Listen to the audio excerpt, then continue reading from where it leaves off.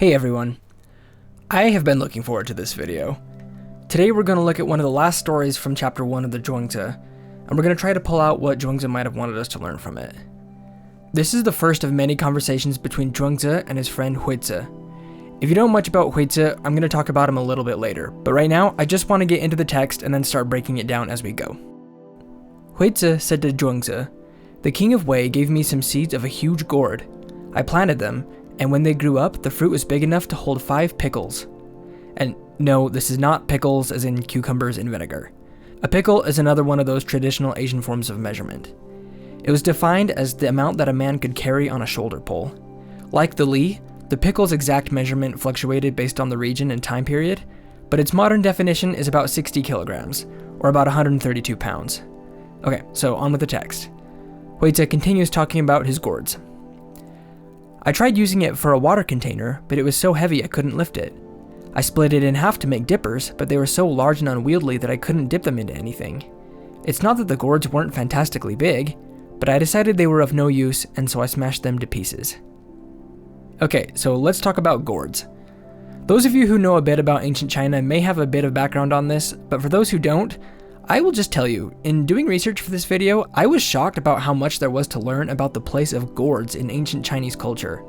Gourds, besides having a plethora of practical uses, such as being made into bottles and ladles, played a big part in Chinese spirituality and art as well.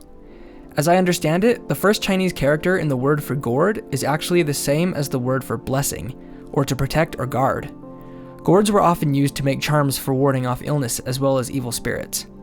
And if you have never seen a picture of Chinese bottle gourd art, you should really give it a look. Gourds were often hollowed out and dried to make wine bottles or flasks, and there is an entire art form devoted to decorating these bottles with beautiful paintings that still survives today. And now let's give just a bit of background on Huizi. This is one of our first encounters with Huizi, another Warring States period philosopher and a favorite debating partner of Zhuangzi's. I'm not going to dive super deep into the nitty-gritty of Huizi's philosophy for this video. Just know that he is often mentioned in the Zhuangzi as a sort of devil's advocate to much of Zhuangzi's opinions and statements. It has been said that Huizi often stands for intellectuality and logic, as opposed to Zhuangzi's focus on creativity and free-flowing thought. We should not think of Huizi as an enemy to Zhuangzi.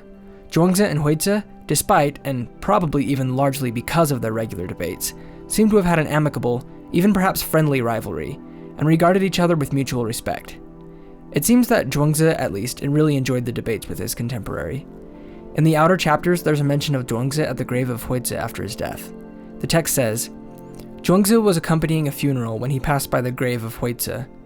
Turning to his attendants, he said, 'There was once a plasterer, who, if he got a speck of mud on the tip of his nose, no thicker than a fly's wing, would get his friend Carpenter Shi to slice it off for him.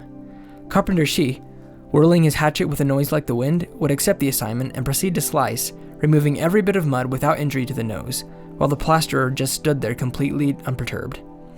Lord Yuan of Sung, hearing of this feat, summoned Carpenter Shi and said, 'Could you try performing it for me?' But Carpenter Shi replied, 'It's true that I was once able to slice like that, but the material I worked on has been dead these many years. Since you died, Master Hui, I have had no material to work on. There is no one I can talk to anymore.'" So here we're setting the stage for one of Zhuangzi's and Huizi's debates. Huizi tells Zhuangzi of these large and cumbersome gourds he has received, and how he was unable to find any use for them. Note that Huizi mainly has looked for usefulness in these gourds by trying to put them to the conventional uses for gourds at this time.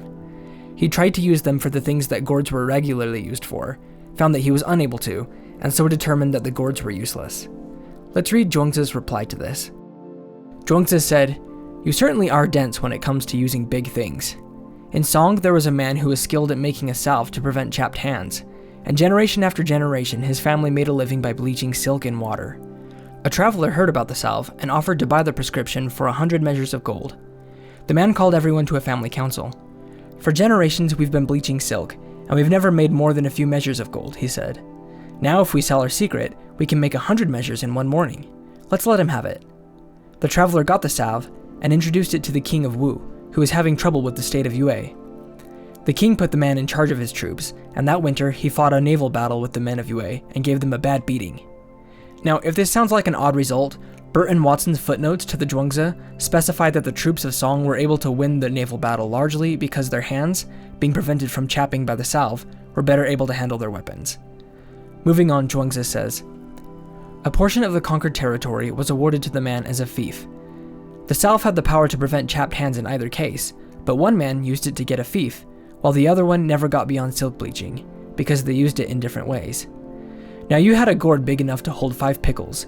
Why didn't you think of making it into a great tub so you could go floating around the rivers and lakes, instead of worrying because it was too big and unwieldy to dip into things? Obviously, you still have a lot of underbrush in your head.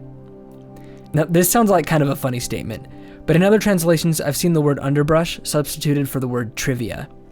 Basically, the idea is that Zhuangzi is telling Huizi that he has many arbitrary distinctions in his head that hold him back, exemplified here by his limited perspective on how gourds ought to be used. Indeed, one of the challenges of creativity is the ability to be able to think beyond the confines of distinctions we have learned from our environments. I said at the beginning of this series that Zhuangzi tends to reject all distinctions, but I'm starting to feel that that statement might have been a little lacking in nuance. Zhuangzi himself does make distinctions occasionally, such as between large and little things, experienced and unexperienced, and even great and small, to name a few that we've read already. Maybe it's more accurate to say that Zhuangzi, as with Huizi's gourds, sought to refine the use of distinctions so that they are used in the most useful and appropriate way, rather than arbitrarily. Some distinctions may be useful, and in order to find good uses for things, we have to be able to make some distinctions about them. For example, to find a good use for a large gourd, we need to be able to distinguish between large and small. This distinction gives us the ability to recognize that such a large gourd is not useful for making dippers, but may be useful for some other purpose. I think that maybe what Zhuangzi is trying to get at is that we should be able to recognize situations in which certain distinctions may limit us, and also be able to recognize when a distinction we are holding may be incorrect. Overall, I think Zhuangzi wants us to be open-minded, creative, and well in touch with our imaginations as we approach problems that we want to solve. I hope you enjoyed this story as much as I did, and I will see you all next time for another section. Thank you for watching. Peace and blessings.